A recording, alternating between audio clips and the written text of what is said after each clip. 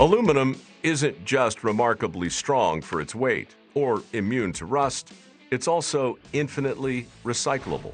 That's why nearly 75% of all the aluminum ever made, including that pointy thing on the top of the Washington Monument, is still in use today. And these days, with supply chains suffering worldwide, large-scale recyclers like Logan Aluminum in Russellville, Kentucky, are melting, rolling, and shipping out all the product they possibly can, including 6 million pounds due by day's end. But at the reversing mill, operator Sarah Whitescarver has a 30-ton ingot that's refusing to fall in line. It's not wanting to go into the mill, so I'm gonna have to back it up, take it out of auto, and I'm gonna have to run it manually. To do that, Sarah will use a pair of foot pedals to roll the ingot down to a more manageable size. Nope, it's not moving. But that, too, isn't working, thanks to yet another hiccup in the system. The table rolls underneath the ingot are tripping. When the table rolls are tripped, it won't move the ingot at all, no matter if you're in manual, auto, it doesn't matter what you're doing. So I'm having to reset those too. We'll try this again, hold on. I'm gonna try to use foot pedals again.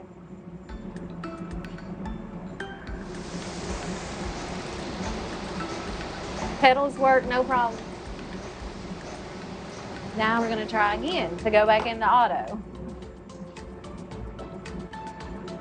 Looks like everything's back in auto now and running like it's supposed to. Luckily, we got out of it okay, and we didn't get any downtime or delay of production for it. Back in the land of scrap and shredders, operating technician Matt Turley's still stuck with a Zato shredder that's still stuck. We're trying to shred 1 million pounds a day up here in Cold Bay, so it is imperative that we get this jam out so we can get back going. And with the remote control approach having already failed him, his only recourse now, more power. Looks like we're gonna have to get in there and hit away at these bales, try and bust them up with the front end loader.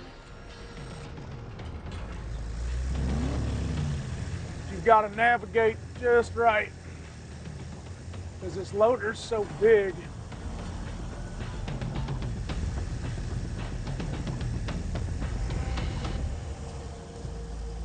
You got to be super careful not to hit any of these electrical components or any of these hydraulics. It's a process not unlike conducting brain surgery with a screwdriver.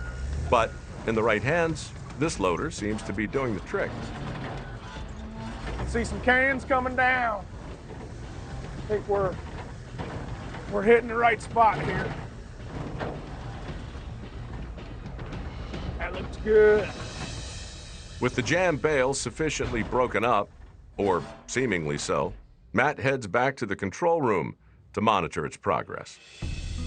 Good deal. Looks like that loader loosened that material up enough for us that we can go ahead and put her in manual. There we go. The jam is undone. And voila.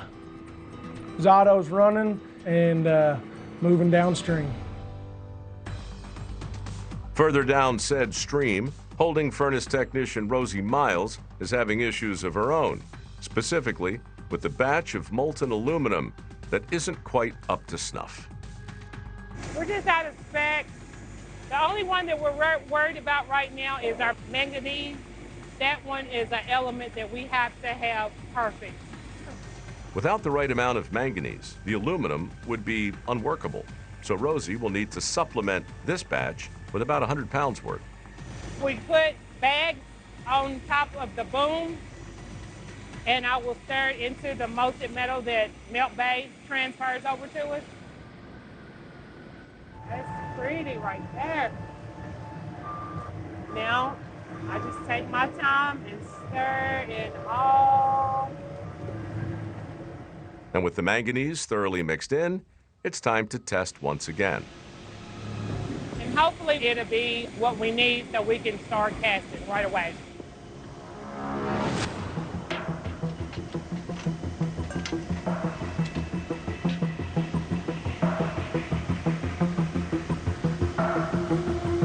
I sure hope we got it right.